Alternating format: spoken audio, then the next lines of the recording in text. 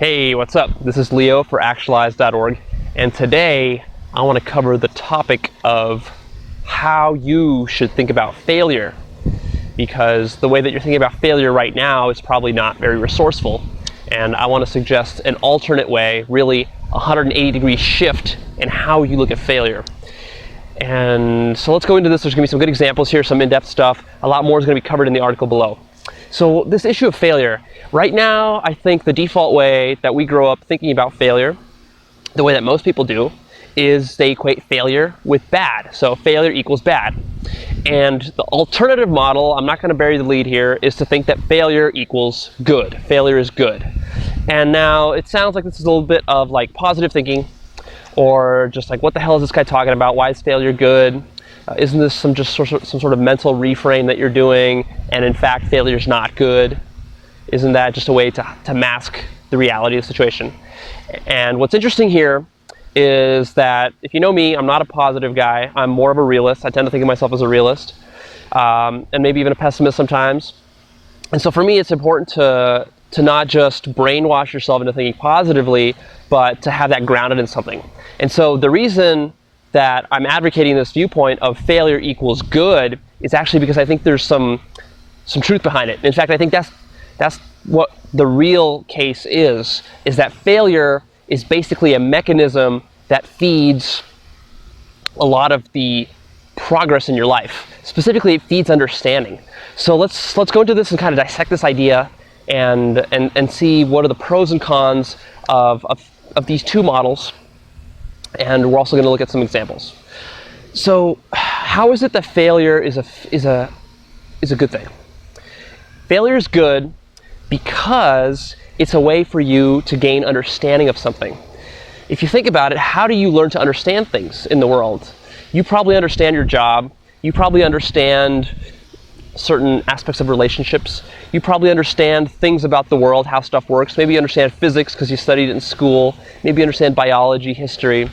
And the reason you understand these things, I would submit, is that you went through a process of trial and error, and you've had successes as well as failures to build that understanding within you. So what you had to do is you basically had to create a model, a mental model in your head of how something works. And the way to do that, the best way to do that, is through a combination of both successes and failures. And when people get fixated on this idea of only going for the successes and judging the failures as bad and doing everything in their power to avoid the failures, really, if you're doing that, then you're selling yourself short, because those failures are valuable. Those failures tell you with certainty as to what doesn't work. And that can be quite valuable in various different situations. Now, I'm not saying that you need to focus on failure to the exclusion of success, but focusing on success to the exclusion of failure is also backwards and actually not very realistic. I think it's natural for us. The question I have is really, why do we think this way? Why is it that we naturally tend to think that failure is bad and success is good? One theory is that we do that because we've been kind of socially conditioned. So as you're growing up as a kid, you do something wrong, your parents smack you across the head, or you're doing something wrong at school, you get bad grades, so that's like a feedback mechanism that tells you that you should be succeeding instead. And basically anytime you make a mistake, people carp on you, they criticize you, they judge you for it. And so over time you learn just to not make mistakes because it becomes painful. So I think that mechanism is definitely in place. That's like social pressure. That can be very powerful. But I think that even more deeply than that, it's that it's within our biology to want to be efficient and to be effective. And so I think whenever you're undertaking something, let's say you're undertaking a new project, and you're doing something new, maybe something outside of your comfort zone that you're not quite familiar with. Let's take the example of like starting a business. It's a good example. If you never started a business before and you're starting one up all of a sudden, there's a lot of unknowns, a lot of variables that you're dealing with that will have you second guessing yourself. You'll start to have fears about taking the wrong move. Should I run this marketing campaign or that one? Should I enter this market or that one? What should my niche be? Should it be this type of niche or this type of niche? What if I make a mistake? What if I choose the wrong niche? What if I invest money in the wrong thing? What if I invest my time in the wrong project? What if I upset this customer by doing this? Or what if I upset this other client by doing that? What if I upset my investors? So all these doubts start to go through your head. And it's very natural, because what you want to do, that natural drive within you, is like, you see where you're at right now. Right now, you don't have a successful business and you're not making money. So that's like point A. And then there's point B off in the distance somewhere that you have in your mind, and that's like the dream that you have. So that's like a successful business, let's say, $1 million business that's generating income for you and that you're loving working in. And you've got customers that are satisfied. So that's your goal. It's like A to B. And it's like, how can I get from where I am right now directly to B by the shortest possible route? And that's very natural, right? We want to do that without really thinking about even why that's the way that we're thinking. And we think that going the direct route is the most efficient way, and it's the most effective way. And that is what I'm going to call the failure equals bad way of thinking.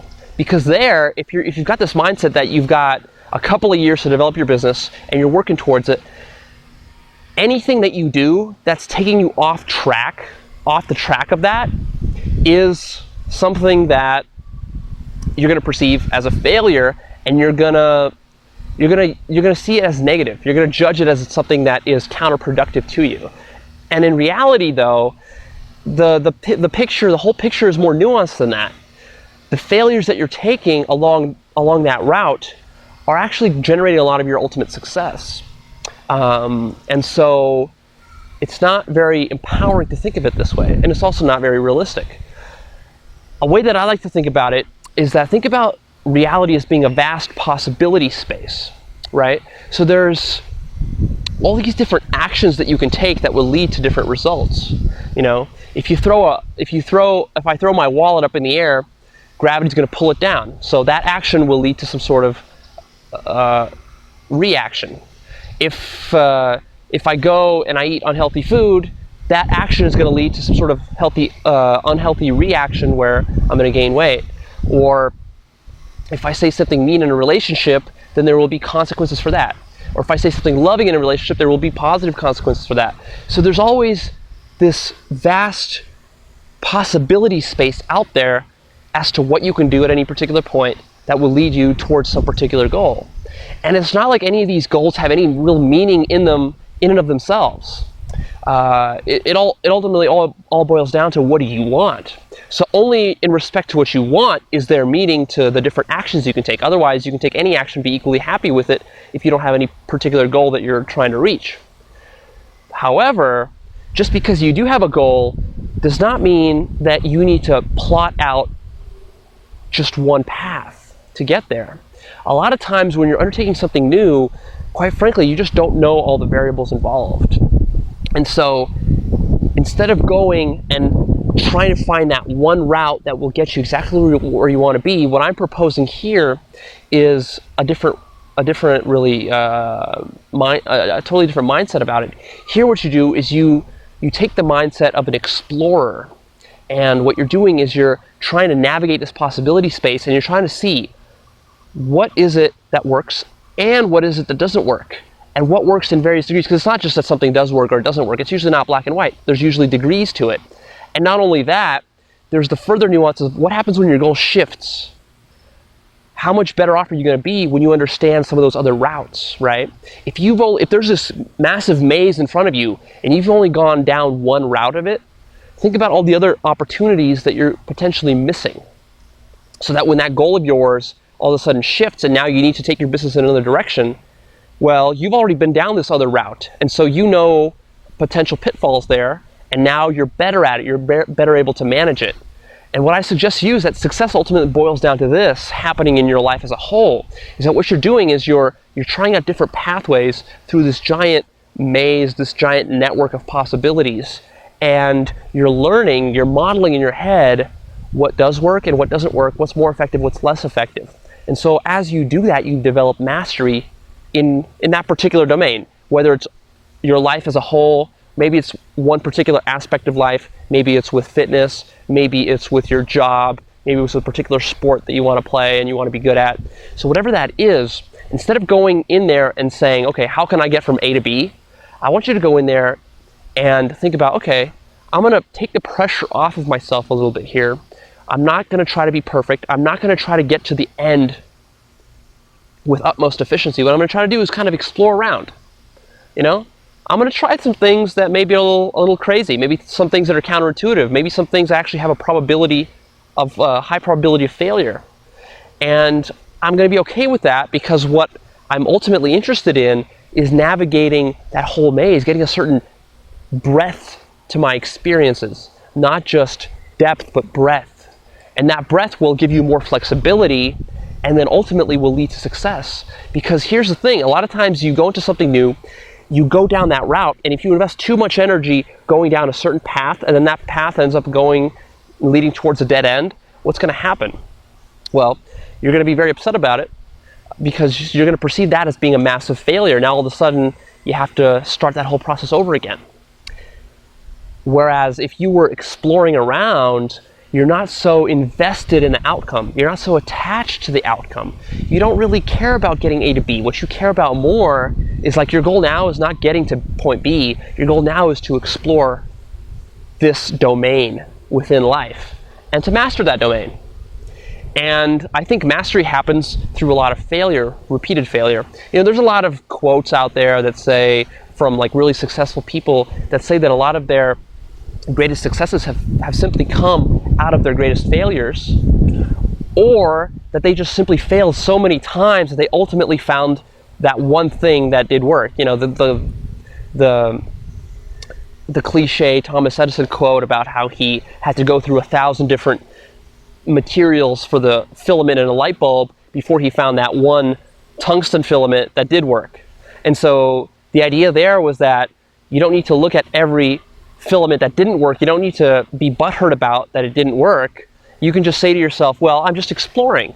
Maybe this material doesn't work for a light bulb, but maybe, you know what, that material might come in handy when I'm designing something else. It'll come in handy when I'm designing some other device. And so when you're doing it that way, all of a sudden you're not so desperate to find the result. Imagine if Edison was just like so desperate to get the light bulb to work that he would get just totally destroyed every time he would try that filament. He'd be like, okay, this has got to be the one, right?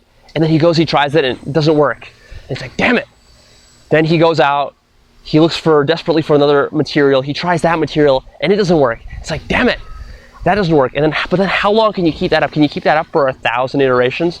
Kind of seems like that's not a very productive way to go about it, right? More productive way is to just kind of be chill, be less outcome dependent, be less attached to having it work, and just kind of explore. You know, well, what are the properties of this material? What are the unique properties of this material? Oh, I see. This one has good electrical conductance, and it also has good heat resistance and other properties. And then what are the properties of this material? And then maybe you compare them and you see, well, why does this material have some different properties than this one? What are the similarities? What are the differences? And so there you're building a more robust understanding. And if you're an inventor, it's pretty clear how that robust understanding will ultimately pay off. Because even if the filament never works, and let's say Edison never even got the light bulb to work, he probably still would have gotten a lot of valuable traction out of having done all those experiments and had all those failures, because he probably applied that knowledge in other areas, other inventions that he was working on. And so there you have a reason for why you want to be developing that robust understanding, right? And that robust understanding comes from doing things that don't always work. And sometimes you need that, because the other nice thing about failure is that it builds emotional leverage. This is a big one, maybe even bigger than everything else we've talked about so far. Because how many times have you tried something, you even know how it works, you even know how to do it, but you just don't have like that drive, that motivation to get it done. You know, gym is a classic example, or losing weight. Most people know how to lose weight. Most people know how to eat healthy. Most people know how to exercise. It's just that they don't do it because nothing there is really forcing. They don't have enough leverage on themselves. They don't have the pain of it. So what happens in that situation is that you're looking for kind of the optimal quick fix solution. Like maybe you're looking to drop some weight, and so you go and you try some kind of crazy diet that promises you a lot for a little, right? Maybe lose 20 pounds in 7 days diet. You try that one. And so you read that in some magazine, you try it, doesn't work, you failed, right? And then you go off, you try another thing, it fails, another thing, it fails, and it keeps failing, failing. Eventually what you start to realize is it's like, oh, wait a minute. The problem's a little bit bigger than I originally thought it was. It wasn't simply about a diet. There's something else at play here. There's something about my mentality that's at play, maybe some beliefs that I have that are working, that I need to work on and fix those. And the reason that you start to have those realizations is in fact because you had those failures in your past that now get your brain working, right? Your brain tends to be lazy, it doesn't want to work unless it has to. And so if that 7-day 20-pound diet actually did work, then your brain would never have to figure out anything else. And your brain would never have to really go in and dig for deeper issues, for deeper underlying causes. But since that diet doesn't work, and you've tried 20 of them, and you've been struggling for 5 years, now you're so pissed off about it, you're so frustrated about it, you're so tired with the weight you've been struggling to lose, that now it's like, okay, something's really going to change this time. And that's usually when you start to get some real benefits, some real action taking, and some epiphanies and insights. And that's usually when people start to change their life around, is when they get that emotional leverage. And so failure can be amazing on that account. So we already talked about so many different ways that failure can be good for you. And I really want to emphasize that this is not just like a simple positivity thing. This is about permanently changing your mindset about how you think about failure. Because even though I'm talking about all this stuff and it sounds nice to you right now, and you're like, yeah, I probably should think about failure. He's right. Failure actually has contributed to a lot of my understanding in life. But even though I'm telling you all this stuff, it's one thing to understand it logically, it's another thing to actually internalize it and to operate with this mindset. I know because I've tried it. Even though I'm talking to you about it right now, it's much easier for me to tell you that failure is good. But when I go off right now and I go work on my business, or I go work on my relationship or something like that, I'm still going to be very much motivated by success, right? I'm never going to want to go out there and say, yeah, you know what? I'm going to just explore the possibility space of my business here. I could lose my business, but that doesn't worry me. I'll just be the explorer. And well, I think ultimately, if you can get to that state of mind, that's where you want to be. Trick is really getting you there. So part of it is just starting off with awareness. I've been talking about this explorer mindset, and the reason I talk about it is because I do have this kind of analogy that I use is you can be an explorer, or you can be the crazed gold miner, what I call. And so let's contrast these, because I think it's illustrative. Imagine a crazed gold miner first. So this is someone you might picture from like the 1850s, right? During the gold rush era. He's heard that there's gold somewhere in the mountains. And so he uproots his life, and he's got these big ambitions. He thinks he's going to strike it rich. He's going to have a great, easy life. He grabs his pan, and he's sifting through the mud, trying to get the gold flakes out, right? And every time he's so desperate to get that gold. Everything that shines, every little sparkle that he sees in his gold pan is like, oh, is that a piece of gold? No. Oh, damn it. And then you're sifting some more, Is that a piece of gold? Nah, damn it. And so you're doing this whole gold miner routine, right? And you can see kind of the desperation for the outcome there. So take that example, and now take the opposite example of the explorer. Now, when I think about the explorer, I like to think about, let's say, someone like Christopher Columbus setting off in the late 1400s, right? He's setting off to explore new lands, uncharted territory. And I like to think of him like pulling up his ship and spotting some island off in the distance there, and then like telling his men like, oh, interesting, we got a new island, let's go aboard, let's go see what's there. And there, it's not so much that like he wants to conquer this island, or he's looking for anything specific to get from this island. It's just like, oh, this is interesting, a new land, let's see what kind of creatures there are, let's see what kind of trees are, let's collect specimens, let's just explore, let's see what kind of Let's see if there are any humans here that we can trade with, that sort of thing. Actually, as a side note, that's factually very incorrect. If you read anything about Christopher Columbus, he was obsessed with finding a shortcut, ironically, finding a shortcut to the Spice Islands, because there was a problem where spices were extremely expensive in Europe, and because they had to travel through a very long trade route, like the Silk Road, etc., to get into Europe. And so really the reason for Columbus's voyage was to find a shorter route through the sea so that the Spanish could have better access to those spices. And so for him, actually, he was so obsessed with finding spices that it actually destroyed his life. And it's probably actually a good example of how not to live your life, is to be that obsessed about it, because he was so obsessed about it that he almost didn't get to really relish the amazingness of his own discovery. He discovered this amazing land, but he kind of discounted all of it because he was so dead set on finding the spice route, when in fact the spice route was meaningless in comparison to what he ultimately found. There's a whole new continent, new vegetation, new human beings to interact with, to trade with, new areas to expand into. And so the realities of that situation, of this little analogy of the explorer, is not quite accurate with Columbus, but still I like that romanticized version of Columbus, or maybe some other explorer perhaps, that just goes out and explores for exploring's sake. Okay, so we've got those two distinctions. Now my question is, which of those do you tend to be more like? Are you like that crazed gold miner in whatever it is that you're pursuing? Or are you more like Columbus or some explorer that's just exploring for explorer's sake? And this can be in your business, this could be in your career, this can be in any kind of hobby or activity that you're trying to master or get better at, whether it's a sport, some sort of craft or an art that you're doing. It can be in your relationships, it can be with fitness and nutrition, it can be with your health.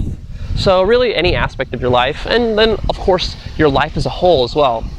So what I would suggest is that adopting the explorer mindset is going to be much more fruitful for you. In the long run, you're actually going to get more value out of it. And that's counterintuitive, right? Because you would think that if you were so focused on the results, that you would get there faster and you'd have more. But the problem there, as we already discussed, there's several problems. There's emotional problems. You might burn out doing it that way. You're also being very harsh on yourself. So you're creating a lot of internal resistance and struggle over the long run if you're that kind of blind and bloodthirsty for results. Whereas with the explorer mindset, what you get is you get a lot of benefits. First of all, you get deep, robust understanding. You also get the joy of doing exploration, which is, I think, will tend to be a more kind of a flowy, in the flow, in the moment, more present type of activity. And it feeds into that natural curiosity that humans have. So just being naturally curious about what it is that you're trying to master and get good at. There's that. You also take a lot of pressure off yourself because you don't have to be perfect anymore. You don't have to get it right the first time. It gives you a lot of perseverance, and it gives you the sense that you're going to succeed no matter what. So it gives you a lot of courage, because your goal now is not to get one particular facet correct or one particular path correct. Your goal is now to explore and to understand a domain. Now this can be big. I think especially starting a business is a really good example, because I started my first online business when I was I think I was 24, so that was about 4 years ago, and I knew nothing really about business. There's some stuff that I just knew from pop culture and from some of the books that I read, but I really didn't know much about business, and I kind of went in there winging the whole thing. And I was kind of desperate for results, and I really wanted stuff to work, and I was really focused on getting that one business to work. And part of the problem that I see there is that, first of all, there is a lack of understanding. If you're trying to go into a new domain, you just don't know what the right moves are. So you can't be too worried about making the wrong move. And see, that's the problem with the gold miner mindset, is that every move is either perfect or it's not. And usually it's the case that you feel that most of the moves that you're making are not working. And so what you do is you agonize about it. Like, did this step that I take get me further to point B? No. How about this one? How about this one? How about this one? And it's like stuff's not working, and so you're butthurt about it. Whereas if you're starting a new business, what you want to do is you actually want to kind of suss things out, do little tests here and there, see what does work, see what doesn't work, see what the opportunities are. Because that's the thing, when you're exploring, a lot of times you discover stuff by accident through, let's say, a process of serendipity, where you're just exploring, you're exploring some uncharted land, and then all of a sudden you discover that there's some precious natural resource there maybe you didn't even know about, right? How many natural resources existed in America that were even unheard of before it was fully explored? You know, fruits and vegetables and nuts and spices and herbs that weren't present in the old world, that were then later exploited, or ancient civilizations. So all this kind of stuff that there's no way Columbus could have anticipated any of that. But what is important is that if you're an explorer and you're willing to take new information and new discoveries in, then you can capitalize on those, right? So if you're starting a new business, and let's say originally you have some idea that you're going to start it this way, and you're going to go into this aspect of the business, you're going to go into this niche, and you're going to make your marketing like this. And you go out there and you actually try it, and then you realize, whoa, I was totally wrong there. The market's just not responding. So you got to be agile enough to adjust and say, okay, well, the market's not responding to this type of message, but I'm noticing that it's responding to this little piece of my message. What if I take that little piece now and I blow it up and I make a whole business around that? That's going to require me to change everything I've done up to this point, but if I do that, I'll have something real, something that's really valuable, and I could have never foreseen that connection would have been there. And so you can only spot that if you've got the explorer mindset. If you're very closed-minded and just focused on one thing, then you're going to tend to only find the things that validate or invalidate that thing. You're going to miss all the other opportunities around you. So that is a good one for business, I think, especially if you're new to some domain. So if you're new to a sport, if you're new to a business, if you've never run a business before, go ahead there and get out there and don't be afraid to make the mistakes, because those mistakes will then inform you what to do in the future. Also, when you're thinking long-term, more of that explorer mindset, you're going to be thinking more long-term. It's not just about getting this one business operating and creating income. It's more about, how do I become a good entrepreneur? How do I become a good businessman? And what does that mean? Well, a good businessman is not one person that just started one business and has figured out how to do something in one particular niche. That's success, but that's a certain fragile type of success, which I want to contrast with robust success you get when you actually navigate more of those pathways and you get a deeper understanding. So in the case of a business, if I'm a good entrepreneur and a good businessman, probably what I've done is I've started multiple businesses. And probably if you look at their history of serial entrepreneurs that have been very successful, they usually start off starting businesses that tank. And they might start 5, 10 different businesses that just don't work. And they've tried businesses in this type of industry and that type of industry. They try so many different things that they get a good, robust understanding before they get their success. And then only then, after they have that understanding, do they find that one route, and then they really build on that, and then they get something solid. So that's like a good businessman. And in that case, that businessman, instead of focusing on getting one business to work, he should be more thinking about, well, how do I become a good businessman? That probably means that I need to be more broad in my actions, more broad in my way of thinking about things. And then when he's thinking that way, he's not so upset when one of his businesses fails. He's not tearing his hair out. He's not jumping out of the 20-story window, because he realizes that's just one piece of the larger puzzle. That's like a battle in a whole war. And one battle is not necessarily defining of the whole war. So seeing the really big picture can be important there. Whereas if you've got that one person that started a business, and let's say you started a business and you know nothing about business and you just lucked out. You just happen to luck out. You chose the right niche, you chose the right marketing message, you found the right customers, stuff just clicked into place for you, and bam, you got a nice business going, and now you're kind of enjoying the fruits of that labor. That's great. And if you can make that happen, awesome. But I think that you'll realize that even if you get into that position, it's not as envious as it seems. Because here's the problem, is it's a fragile success. What can happen is that you're going to be sitting there on top of this thriving business, but deep down you're going to know that there was a pretty big element of luck there for you to get to where you're at right now. And deep down you know that if this business tanked, you'd be screwed, because you think back and you think at all the serendipitous events that had to happen for you to get to where you're at, and maybe some of the lucky stuff that had to happen, and the fact that you don't really understand what it takes to create a business from scratch in a tough environment where odds are against you. In that kind of situation, even if you're sitting on a good business, you're going to be afraid that you're going to lose it. And that is going to mean that you're going to be insecure, and it actually will probably start to lead to behaviors that start to create a self-fulfilling prophecy effect, where you're so worried about losing your business that you start behaving in irrational ways, in paranoid ways that actually sabotage the business and bring it crumbling down.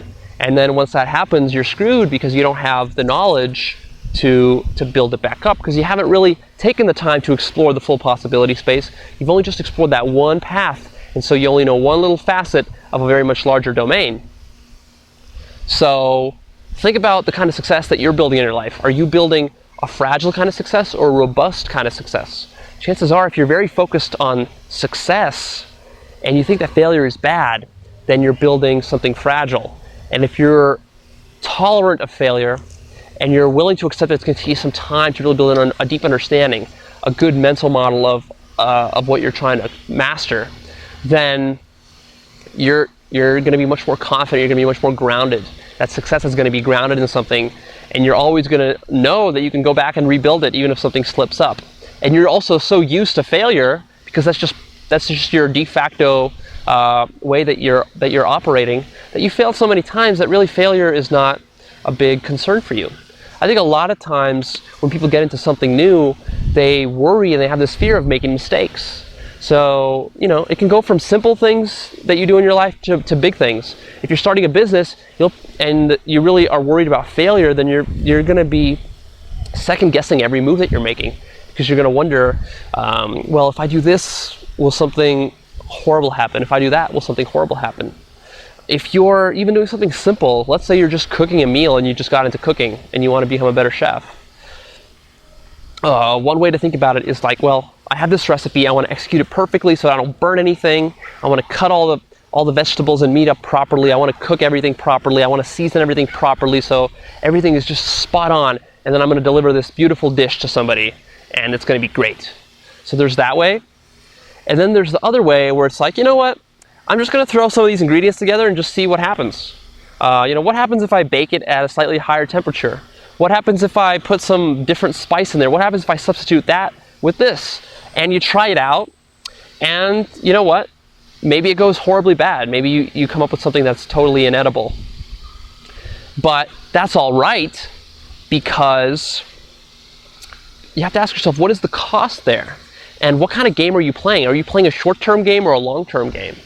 Because what ends up happening is, if you just make that one recipe by the book, and all you know how to do is just make that one recipe, sure, you might get it right, but you're not going to learn the deeper skill of cooking, and you're not going to learn all the principles involved. You're not going to be able to dissect that recipe as you would if you spent your time experimenting.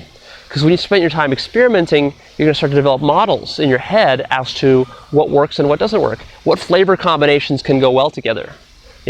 What cooking techniques are the best for certain types of food and not so good for others? Etc., etc. And eventually, if you follow this more experimental route that I'm advocating, you're probably going to become a really good chef. Whereas if you only know a couple of recipes, you're going to be quite limited, even though maybe you're able to pop one or two out here for some important occasion. So keep that in mind and think about, how afraid are you of making mistakes in your life?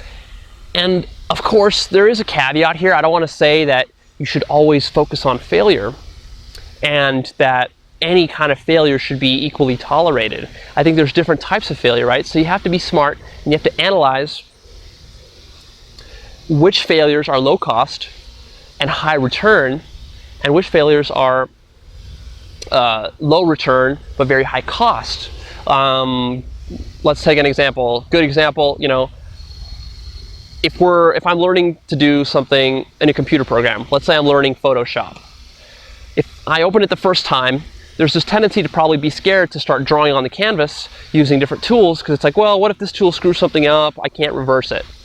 That's a scenario where you've got pretty low cost. Worst case scenario, you screw up a canvas, you can just start a new one. Maybe you have a nice picture that you made and you're afraid to use some brush on it because you think it's going to make it ugly. And so maybe you screw up one canvas, one picture.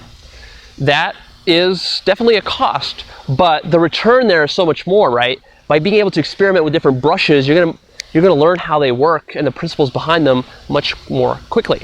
So that's probably a case where it's totally okay to go out there and make a bunch of mistakes without worrying that you're making mistakes. And that probably, I would say, would apply to cooking as well. If you're cooking a meal, what is the cost of cooking a meal? Well, the worst case scenario with cooking a bad meal is probably that you're going to, unless you make something so horrible that it poisons somebody and they have a heart attack. Short of that, it's probably going to be that you're just going to make something inedible, something that doesn't taste very good. And so that's what, maybe you spend $10-20 cooking a meal that you're going to have to throw in the garbage can because it's just inedible. Whereas the benefits that you're getting is you're getting all the experience of how cooking works. So there again is another case where the experience you're getting is really worth the cost of losing a couple of meals here or there. How about going and placing your life savings on a roulette table? Well, that's probably a case where the cost is not justifying the experience that you're getting for it, right? That life savings probably took you decades to build up. You can do a lot of good stuff for yourself using that money. You don't want to go out there and blow it in one go. Although actually I can make a case for where that might be useful for some individuals. If you've got a gambling addiction, then maybe that's actually something that would be important for you, is you might need the kind of the emotional leverage that comes from having a catastrophic life failure like that, like losing all your money so that you never do it again when you actually gain more money in the future. Might actually be a really good way to get yourself off of a gambling addiction. Not to say that you would do that consciously, that tends to usually happen unconsciously because these things are so painful, we basically don't have the willpower to inflict it on ourselves.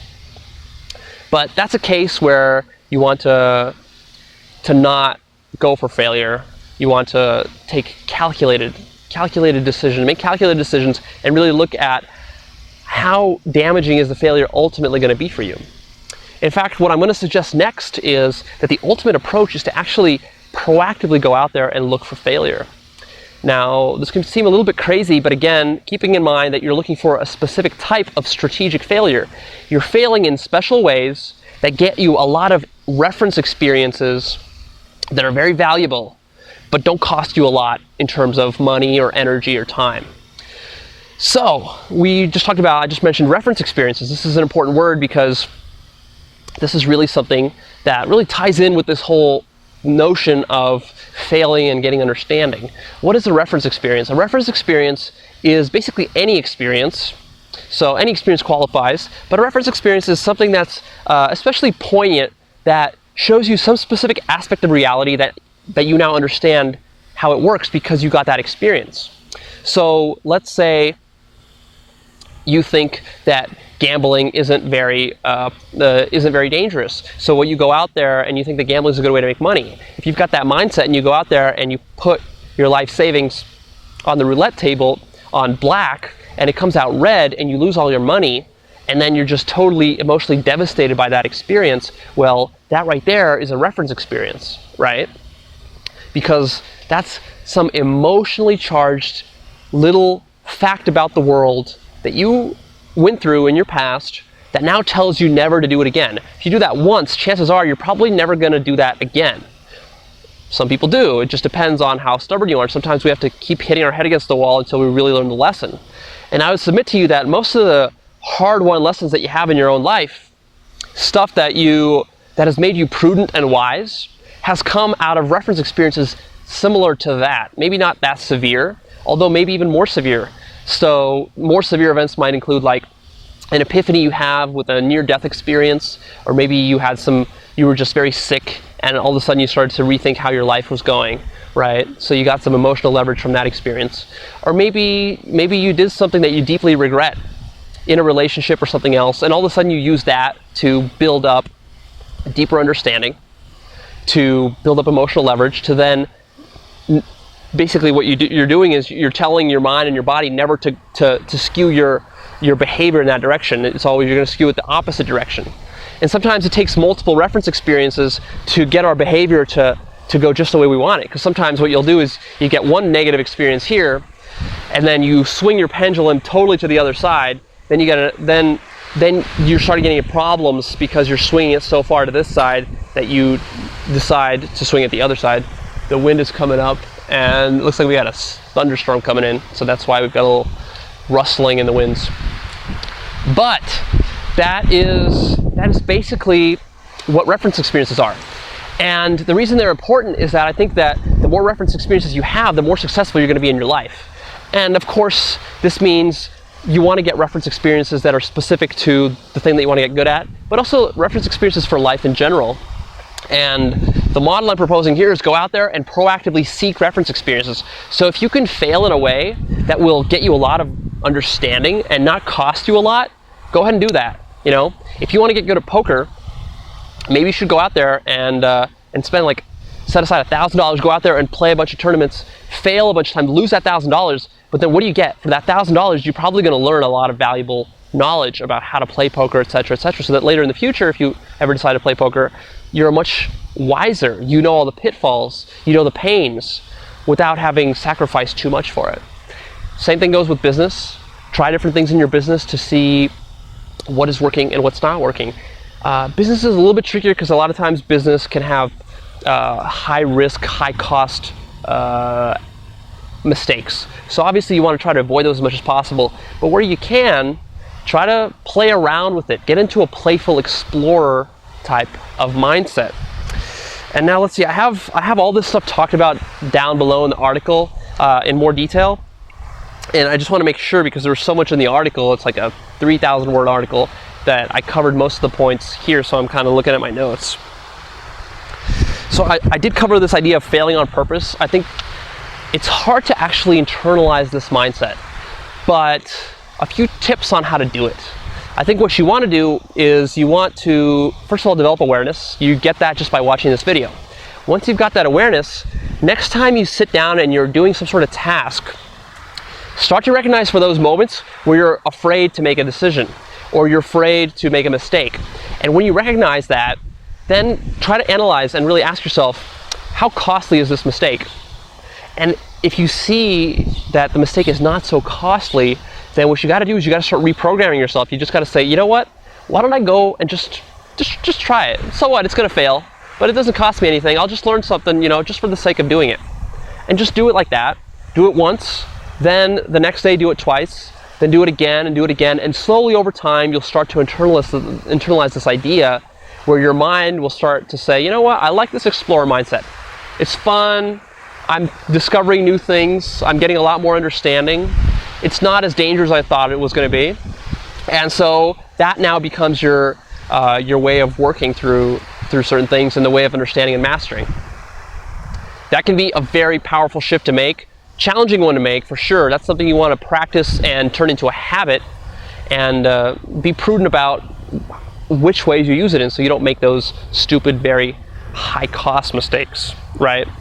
And one example of this that I can throw out there, the way that I used it most recently is I was going through my coaching program, right? I went through a life coaching program where it was like 8 months of coaching that I did, and I would get instruction from other coaches on how to coach, like in the classroom instruction. And I'd take notes and lectures and read books, and then I would go out there and I would have to coach other people. And I would coach people that were in the program, peers, etc., my friends, just to really get my skills up. And when I first started this, and a lot of other coaches that were in the program with me, there's this natural tendency to kind of be afraid. You're given different techniques, you're given different questions to ask. You can guide the coaching session in so many different ways. So when you get on that call and you've never coached anyone before, and you start off, it's like, well, what question is the best question to ask. And you're coming from a good place. You want to help that person solve their problem. So you're so focused on solving that problem that you're not really focused about learning how to coach. You're more focused on just getting the result of that short-term result rather than the long-term result of becoming a good coach. And so I noticed this in myself, and I thought, you know what? We are just training. These are not paying clients, so I do have the liberty to go out there and try different techniques. And when I started getting this shift, every time before I would get on a coaching call, I would tell myself, like, you know what? Don't worry so much about fixing the guy's problem right now. Why don't you ask them some questions that you haven't asked before, just to see if those kind of questions are effective or not. Why don't you try this technique that you read from Tony Robbins? Why don't you try this technique that you think might be effective? Why don't you try this other technique that you actually have been told not to use by your instructors? They told you not to use it, but why don't you do it anyways, just to prove it to yourself that it doesn't work? Or maybe you'll prove that it does work and that they were wrong. Or maybe you'll just understand why it doesn't work, and that why is going to then be powerful, and it's going to help you make other realizations about this domain of coaching. And so I did. I went through this process. I gave myself some leeway to ask questions that weren't perfect, and just playing around with things. And I felt like I started getting into my groove. And ironically, I probably helped those people more in the long run, because with coaching, it's funny. It's like if you're very dead set on getting to some objective before you even know all the details along the path, then you're probably gonna guide the client someplace that's not very organic for them, and it's not gonna work for them. It's gonna look like it's a solution just on the surface. So it's better to be kind of in the flow and go with it and try different things, get responses. There's always ways to turn things around. If you ask a bad question or something doesn't quite resonate with the client, you can always flip it around, and there's always another session to improve that. So basically, I went through this process for about 8 months, and ultimately what happened is that by trying this stuff and deliberately failing in certain areas, I developed a really good understanding and a nice confidence, a nice solid, stable confidence, so that now when I'm on the phone with somebody, like, I'm excited. I've got all my different resources at hand. I've already asked all these different questions, so I'm not worried about asking a wrong question because I've probably already asked it of somebody. And I know how to flip things around. I'm not worried about doing anything too wrong. And ultimately, that makes it even better, right? That makes me a better coach because now I have that confidence to bring into it. That confidence transfers onto the client. My enthusiasm transfers on to the client. All the different things all the mistakes I've made in the past, I've got those recorded in my mind, so I know not to make those mistakes with this new client that I have. And so now I've developed some sort of proficiency, some sort of mastery in this topic. And that's what I continue to do. I'm always learning from new clients. I love doing that. It's part of why I love coaching, is that not only do I get to help people, but I get to learn about how to help people. I get to learn about how to help myself. So it all comes together, and it's just like an awesome synergy. But that's a really nice example, I think, that I want to share with you, because think about how that kind of approach can work in your life. Where are you right now really putting a lot of pressure on yourself, a lot of force and a lot of fear to not make mistakes? What would happen if you just kind of let that go, take the explorer mindset, and shift from a failure equals bad to a failure equals good mindset? All right, this is it. Leo signing off for Actualized.org.